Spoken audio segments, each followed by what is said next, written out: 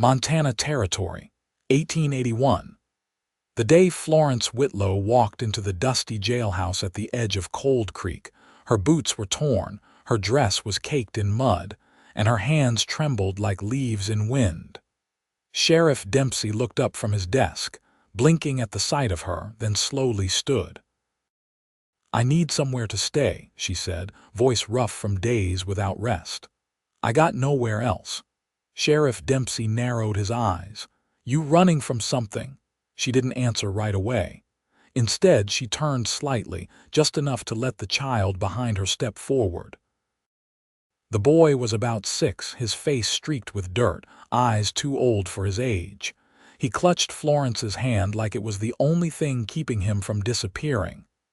"This is Boone," she said. "His pa left him behind. Mine did too." The sheriff scratched his jaw. "You related to the boy?" "No," she said. "But I wasn't going to leave him. He's with me now." The door creaked open behind her before the sheriff could respond. The man who stepped in brought the chill of the morning with him, tall, broad-shouldered, his hat low over his brow. His coat was worn, spurs quiet as he moved. Florence barely glanced back, but the sheriff's eyes lit up in recognition. "Isaiah Penrose," he said with a nod. "Didn't expect to see you back around these parts." Isaiah nodded once. "Just passing through." "Until now." He looked at Florence, then at Boone. He waited a beat, then stepped forward and said calm and clear, "She's with me now." Florence turned, stunned. "I do not know you." Isaiah met her eyes. "You do not have to, but I have a cabin west of here, food, clean water. No one will bother you." Sheriff Dempsey raised an eyebrow. "That true?" "It is," Isaiah said. "And if you want to check in a few days, you know where I live." Florence hesitated, torn between pride and desperation. Boone tugged at her sleeve. "Please," Boone whispered. "I am cold." Isaiah crouched down, meeting the boy's eyes. "You like horses, Boone?" Boone nodded. A faint smile flickered on his face. Isaiah stood again. "Let's go." Florence stared at him a moment longer, then she followed him out the door. Isaiah's cabin sat quiet on a hill near the cottonwoods, overlooking the creek. Smoke curled from the chimney as he lit the stove. He moved without fuss, setting out blankets, heating water, slicing bread. Florence sat near the fire, her eyes on Boone, who had already fallen asleep curled on a pallet.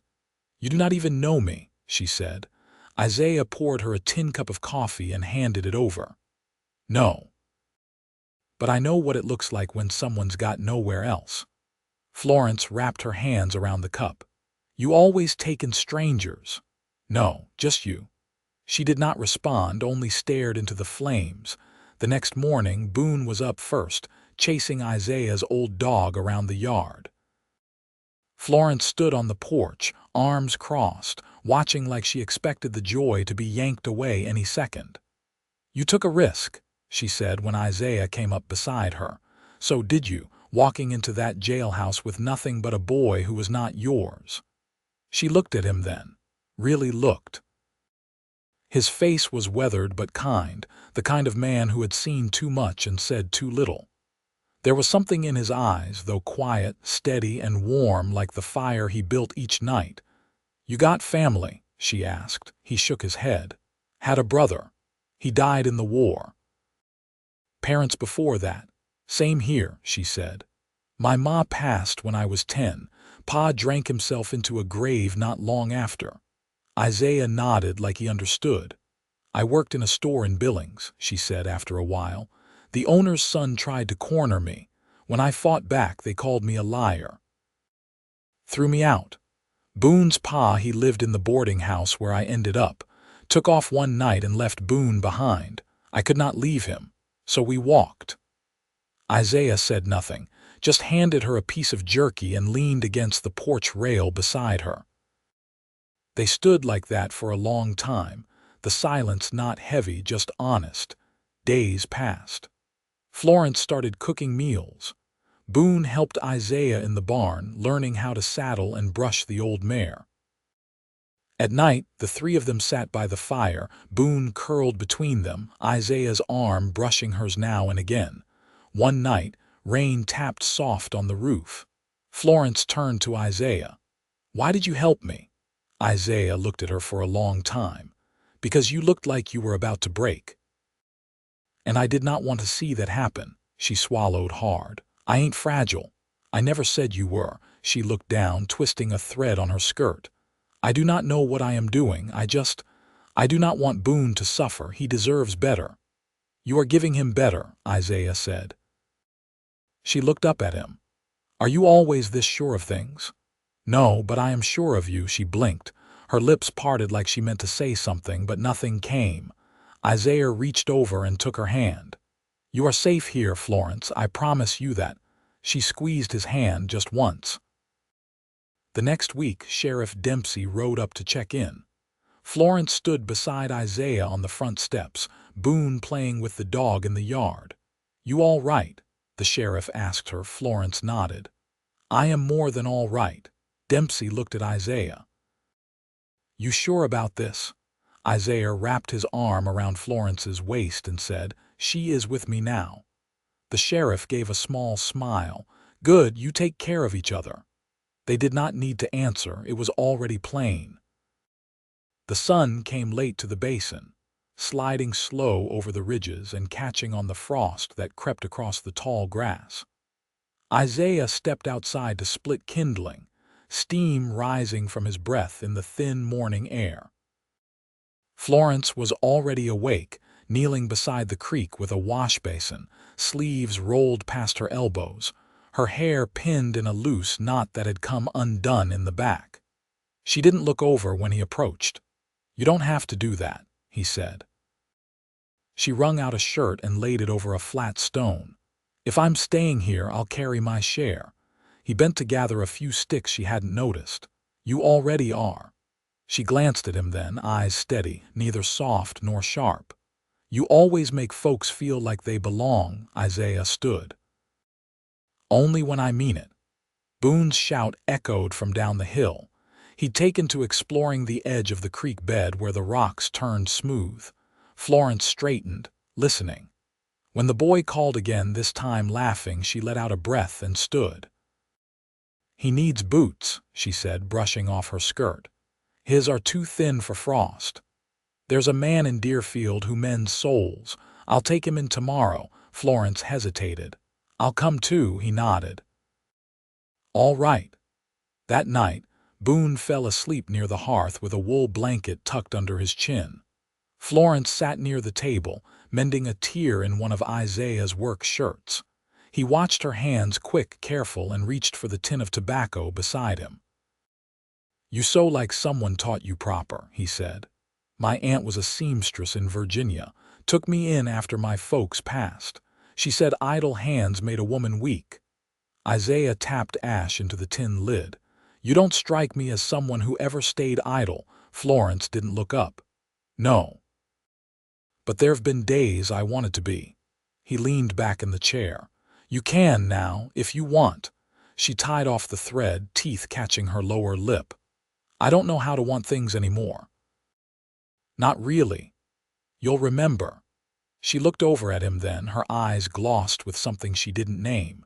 He didn't press her. The next morning they left at first light.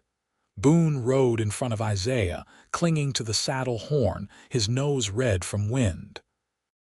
Florence sat side saddle on the pack mule, quiet as the trail wound through the hills. Deerfield was 2 hours' ride.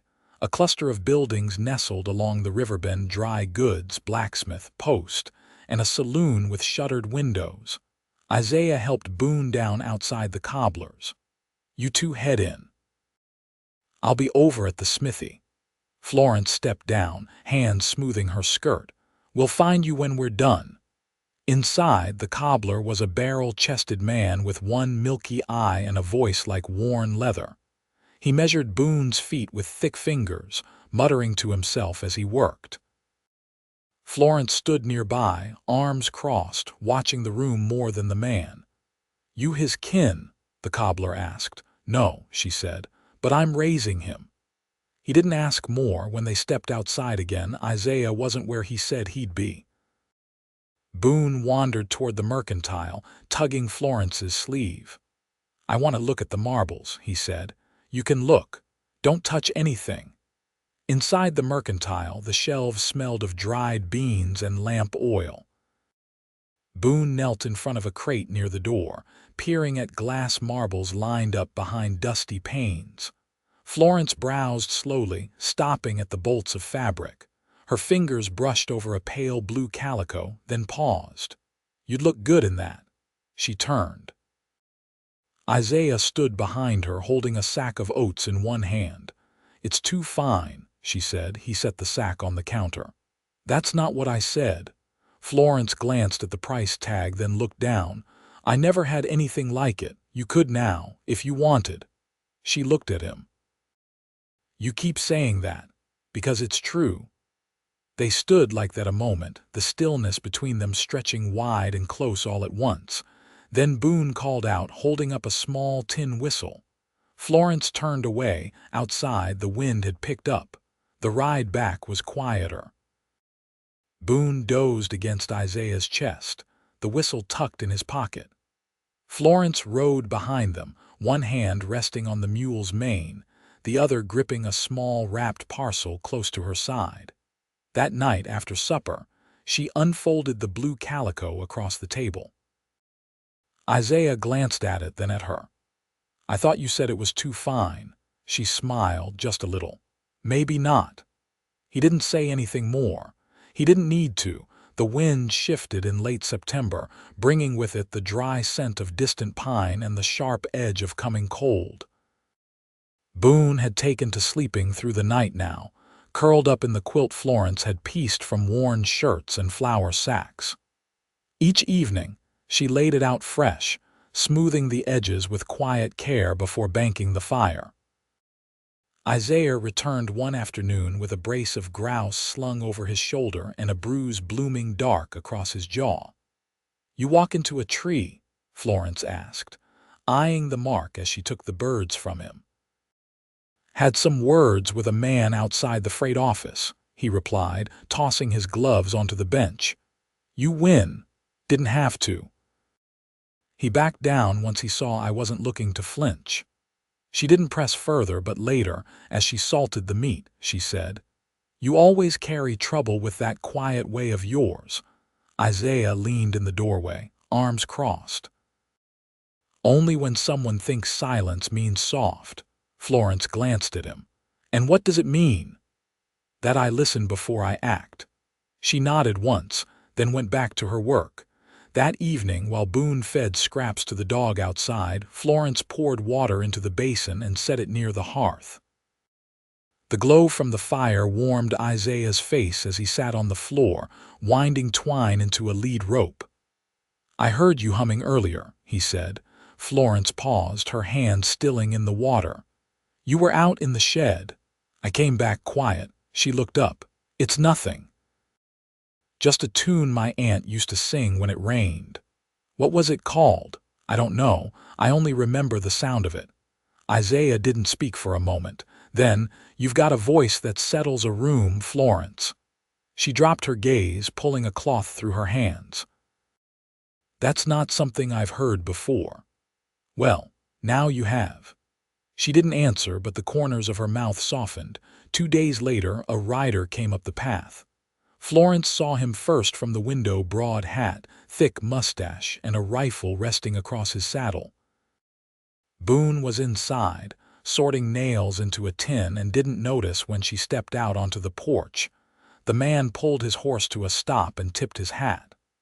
"Looking for a woman fits your shape. Name of Whitlow. She come through here." Florence didn't move. Her hands gripped the porch rail, but her voice stayed even. "Depends who's asking. Name's Rucker. I'm with the Billings freight yard." She left a mess behind her. Isaiah came into view from behind the barn before Rucker could say more. He walked slow, deliberate, with a rifle slung across his shoulder and a look that didn't waver. "She's under my roof now," Isaiah said. "That mean anything to you?" Rucker looked from one to the other. "Just trying to get my ledger clean. She owes for lodging." "I settled that," Isaiah replied. Week after she arrived, Rucker's eyes narrowed. "You did, huh?" "I did. You can check with your boss." The man spat into the dirt. "Ain't worth the ride back. Just figured I'd ask." Florence didn't speak. Her fingers stayed clenched until the man turned his horse and rode off. When he was gone, she said, "You paid for me." Isaiah stood beside her, watching the dust settle. "Didn't want them chasing you. That wasn't your debt. It was if you were going to sleep easy." She turned to him. "You didn't say anything." He shrugged. "Didn't see the point in making you feel beholden." Boone came running out then, shouting about a bird's nest in the eaves. Isaiah stepped down to follow him, but before he reached the yard, Florence spoke again. "I've got pride, Isaiah. I'm not looking to be kept." He stopped but didn't turn. "You're not. You're being looked after. There's a difference." That night, she sat by the fire long after Boone had gone to sleep. Isaiah whittled a bit of pine, the shavings curling onto the floor. Florence rocked slowly in the chair by the window, the blue calico dress folded in her lap, half sewn. "I was 14 the first time I thought I'd marry," she said. Isaiah didn't look up. "What happened?" He joined the cavalry. "Never came back," he nodded. "You still think about him?" "Not really. I think more about who I was then, how sure I felt, how much I didn't know." "You know more now, enough to be careful." Isaiah set the knife down. "I'm not in a hurry." She looked over at him. "What are you then?" "I'm steady." They sat quiet after that. The fire crackled.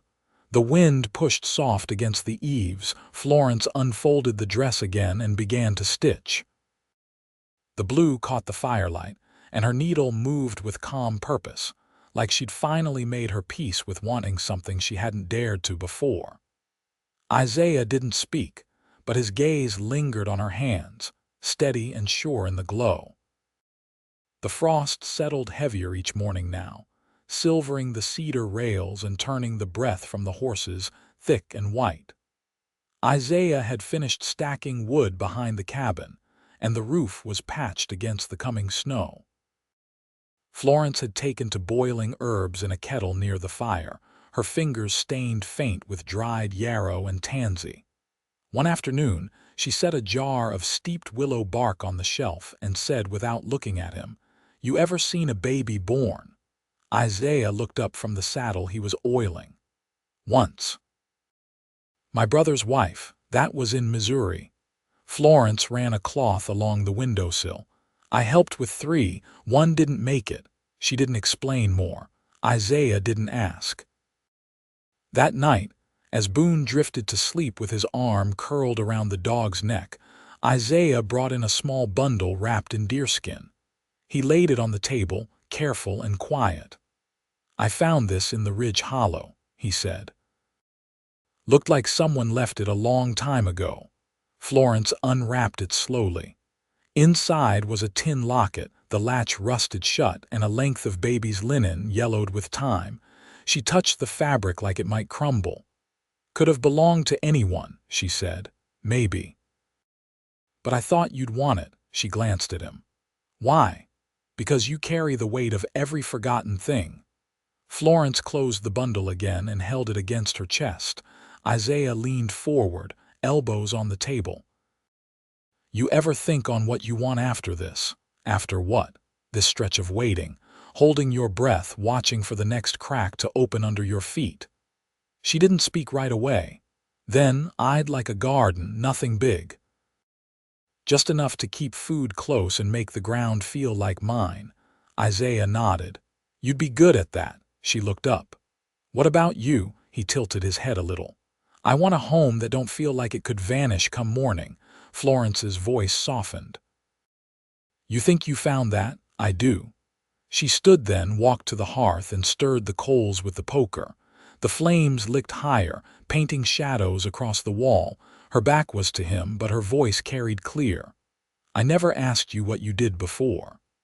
Isaiah set aside the saddle rag. "Worked cattle in the Gallatin Valley. Before that, I was a scout. A few years with the army, but I didn't stay long. Why not? I saw too many men follow orders that didn't belong to their own hearts. She turned. That's a hard thing to come back from. He met her eyes. It was easier once I stopped trying to come back and just started building forward. The next day, Boone helped Isaiah dig post holes for a small fence behind the cabin. Florence stood nearby, measuring the ground with her steps, a folded scrap of paper in her pocket. She'd sketched rows for the garden root vegetables, a patch for beans and a corner for chamomile. "You ever think about planting trees?" she asked. Isaiah drove the post into the dirt. "Didn't guess I'd stay in one place long enough." "Maybe you will now." He looked at her, sun catching in her hair where it had slipped loose beneath her scarf. "Maybe I will." Later, while Boone napped under the quilt, Florence pulled a tin from the cupboard and set it on the table beside Isaiah. "Tobacco." "No," she said. "Letters from my aunt. I thought they were burned when the boarding house caught fire, but I found them tucked inside my second boot."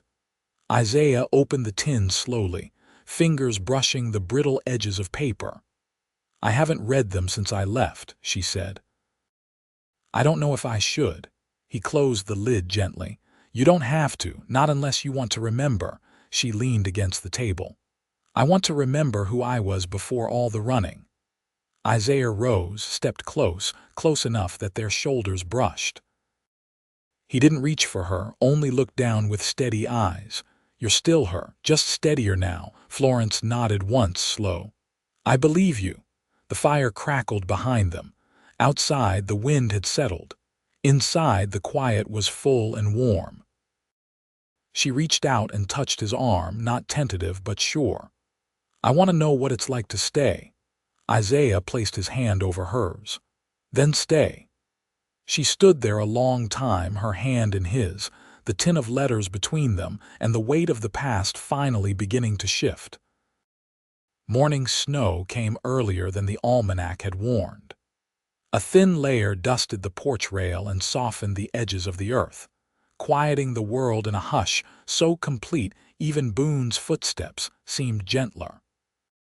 Florence stood at the stove, stirring cornmeal into a pot, her blue calico dress gathered at the waist with a length of twine. Sunlight caught in the window panes, catching on the new stitches she'd added to the hem the night before. Neat, careful work that hadn't been there a week ago. Isaiah entered from outside, brushing snow from his shoulders, arms full with a bundle of rough-cut fur. "You'll want to keep the stove hot today. We've got another storm settling in by dusk." Florence wiped her hands on her apron. "I'll bake bread then." The last batch is nearly gone. Boone sat cross-legged near the hearth, whittling a stick into the shape of a horse's head. He didn't look up when he spoke. "Can I keep it in the barn when it's finished?" Isaiah crouched beside him, inspecting the carving. "If it doesn't spook the real ones, I don't see why not." Florence knelt to gather spilled flour from the floor. "You'll have to name it first, something proper. No more calling everything Dusty." Boone grinned. "I'll think on it." By midday, the wind had picked up, rattling the shutters and piling snow along the north wall. Florence lit the lantern early, the glow warm against the kitchen walls. She'd hung a strip of dried apples over the stove, their sweetness curling through the room. Isaiah sat at the table, mending a leather strap, his hands steady even with the wind howling beyond the walls. Florence poured 2 mugs of boiled chicory and set one beside him. "You planning to ride out again before the thaw?" He shook his head. "No need. I've got what we need here." She leaned against the counter, arms folded. "You ever miss it? All that open land, no root to hold you." Isaiah looked up. "I thought I would, but I don't." Boone stood and stretched. "Can I sleep in the loft tonight?" Florence glanced toward the stairs. "Only if you take the quilt with you and mind the draft." He ran up before she finished, dragging the dog behind him. Isaiah stood slowly, setting the strap aside. "He's different now," Florence nodded. "He's not waiting anymore." Isaiah stepped toward her. "You've changed too." She searched his face quietly. "So have you." His hand found hers. It wasn't the first time they'd touched, but something in it now was settled, like the space between them had closed for good. "I've been thinking," he said, "about the land west of the creek. It's flat and soft, would hold a cabin easy or more garden come spring." She stepped closer. "You want to build more, I want to make room." "For what?" "For whatever comes next, if you'll stay." She looked up at him, measured but unguarded. "I already did." He didn't kiss her then, not right away.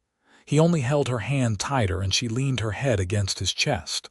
The warmth between them had built slow and sure, like the coals that burned steady under the fire. It didn't need to flare. It only needed to last. That night, after Boone's laughter faded from the loft, Isaiah and Florence sat beside the hearth, the storm pressing soft against the cabin walls.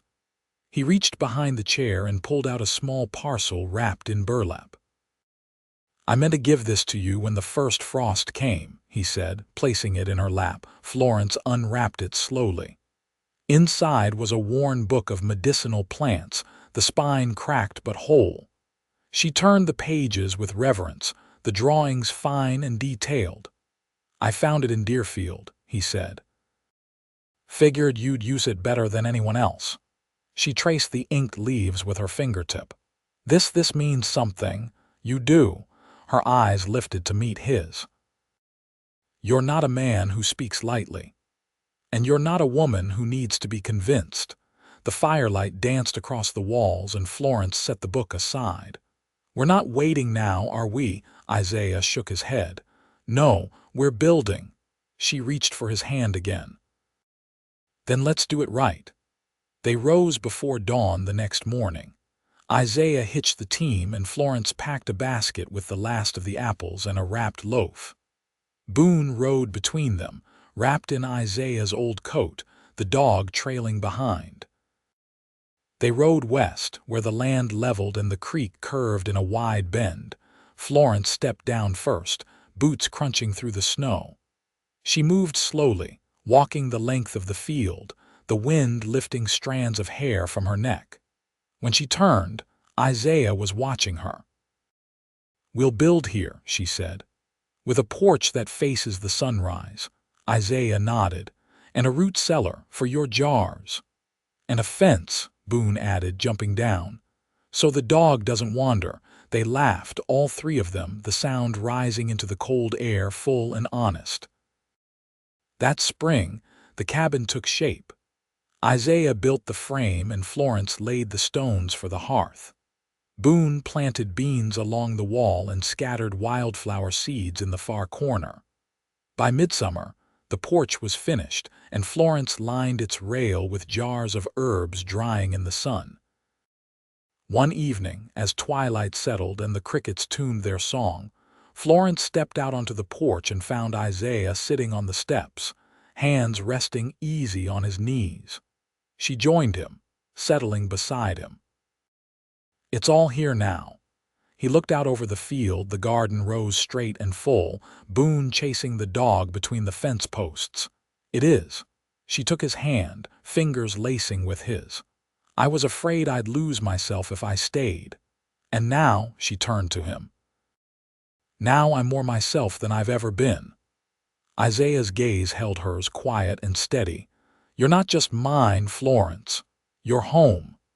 She leaned in, and this time he did kiss her slow and deep, with the kind of certainty that doesn't ask for anything but gives everything.